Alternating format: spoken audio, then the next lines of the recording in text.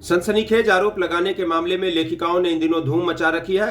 पिछले महीने एक लेखिका सामने आई थी जिन्होंने शंकराचार्य स्वामी अभिमुक्तेश्वरानंद के चरित्र पर गंभीर सवाल उठाए थे, और अब एक अन्य लेखिका सामने आ गई हैं जिन्होंने सीधा प्रधानमंत्री नरेंद्र मोदी के चरित्र पर कई घटनाओं को लेकर उंगली उठा दी है। और ये लेखिका है मधु पूर्णिमा कीश्वर। इनके नाम से आप लोग भी संभवतः वाकिफ होंगे। मशहूर लेखिका है, खुद मोदी जी के ऊपर उन्होंने किताब भी लिखी है 2014 में, और उसके बाद से आमतौर पर उनका जो रुख था वो मोदी समर्थक, सरकार समर्थक ही माना जाता रहा। स्वयं मेरी उनसे एक दफा मुलाकात हुई थी लोकसभा टीवी के एक डिबेट में, मैं भी शामिल था, वो भी शामिल थी, और उस डिबेट में भी मुझे लगा कि उनका रुख जो था वो सरकार समर्थक ही था। तो इस नाते देखिए मुझे भी हैरानी हो रही है कि सीधा इस तरह का स्टैंड लेना जिसमें मोदी जी के चरित्र पर गंभीर सवाल खड़े किए गए हैं, तो थोड़ा सा अजीब तो लग ही रहा है। हालांकि मैं ये देख रहा हूँ, जब मैंने उनके सोशल मीडिया हैंडल्स को खंगाला तो मैंने देखा कि पिछले काफ़ी समय से उन्होंने सरकार के विरोध में तो देखिए एक रुख अपना लिया था। खास करके वो अभिमुक्तेश्वरानंद जी के साथ भी, उनके मुद्दों पर भी उनके साथ खड़ी दिखाई दे रही हैं। हिंदुत्व के मुद्दों पर वो जो है काफ़ी मुखर दिखाई दे रही हैं। मुझे लगा कि हिंदुत्व के मुद्दे को लेकर वो सरकार से और भाजपा से और यहाँ तक कि आरएसएस से भी खुश नहीं चल रही हैं इन दिनों। लेकिन इतना बड़ा स्टेप लेना जिसमें सीधा प्रधानमंत्री के चरित्र पर उंगली उठा देना, और हालांकि वो कई सारी घटनाओं का हवाला दे रही हैं, लेकिन ये कोई मामूली बात नहीं है, बहुत ही संवेदनशील मामला है और ये गहन जांच पड़ताल का विषय है। मैं भी ये मानता हूं कि देश के प्रधानमंत्री के ऊपर बिना सबूतों के इस तरह के गंभीर आरोप नहीं लगाए जाने चाहिए, क्योंकि वो एक व्यक्ति या एक नेता का मामला नहीं होता है, वो देश के प्रधानमंत्री का सवाल होता है, देश की साख, देश की प्रतिष्ठा का भी सवाल होता है।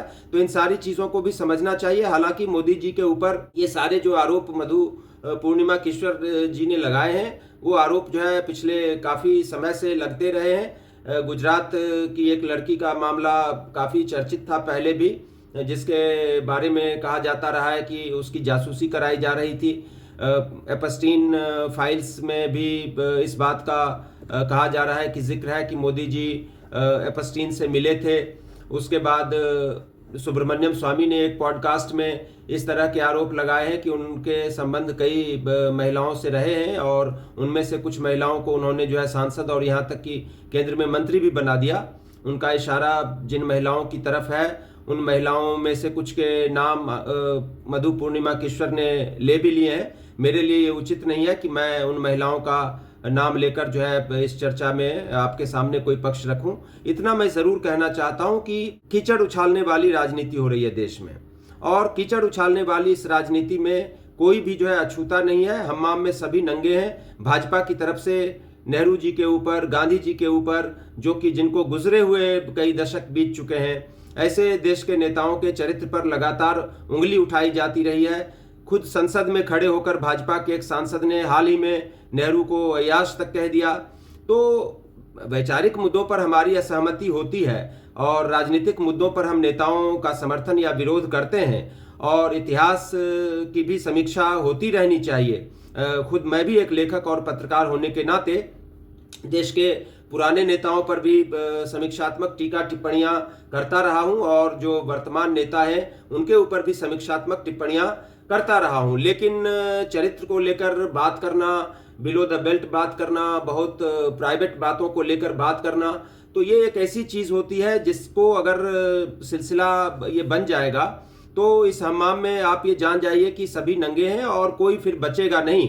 आज आपने जो है नेहरू के ऊपर, सोनिया गांधी के चरित्र के ऊपर, इन लोगों के ऊपर जो है सवाल खड़े करने शुरू किए। अब वो पलटकर जो है आपकी तरफ आ रहा है। अभी तक जो भाजपा के और आरएसएस की तरफ से जो सर्वमान्य और सर्वशक्तिमान नेता नरेंद्र मोदी माने जाते रहे पिछले 12 साल से, जिनको देश की जनता ने लगातार 3 टर्म में जिताया है, अब उनके चरित्र पर जो है गंभीर सवाल उठाए जाने लगे हैं। और इन सवालों के पीछे चाहे कोई पक्के सबूत या कोई अदालती फैसला नहीं हो, अदालती निष्कर्ष नहीं हो, लेकिन कई सारी घटनाओं का हवाला दिया जाता है। उन घटनाओं में कितनी सच्चाई है, नहीं है, इसकी पुष्टि देखिए मैं नहीं कर सकता, क्योंकि मैंने इंडिपेंडेंटली उन घटनाओं की जांच नहीं की है। लेकिन ये बात ज़रूर है कि मैं इस बात से दुखी हूं कि ये कीचड़ उछालने वाली राजनीति, चाहे भाजपा की तरफ से कांग्रेस या अन्य विपक्षी दलों के नेताओं के ऊपर कीचड़ उछाले जाए, चाहे अन्य लोगों की तरफ से भाजपा के नेताओं के ऊपर कीचड़ उछाले जाएं। देश में मुद्दों पर बात होनी चाहिए, जनता के हितों पर बात होनी चाहिए। इस तरह की बातों में कुछ खास मैं एलिमेंट नहीं देखता हूं। और ये बात सच है कि राजनीति में गिरावट बहुत ज़्यादा आई है।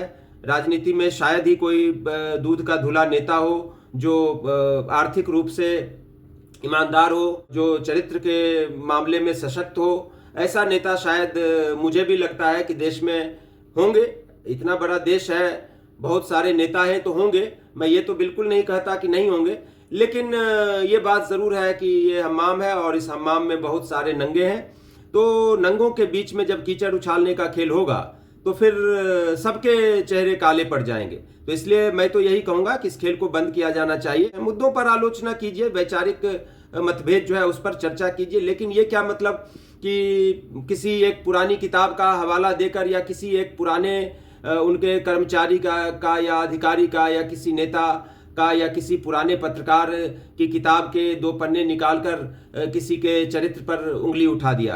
क्योंकि अगर आप ये करेंगे तो अब आप ये देख लीजिए कि जो काम अभी तक नेहरू और गांधी के लिए किया जाता रहा है, वो काम जो है ऐसा दिखाई दे रहा है कि बहुत आराम से मोदी जी के लिए भी किया जा सकता है।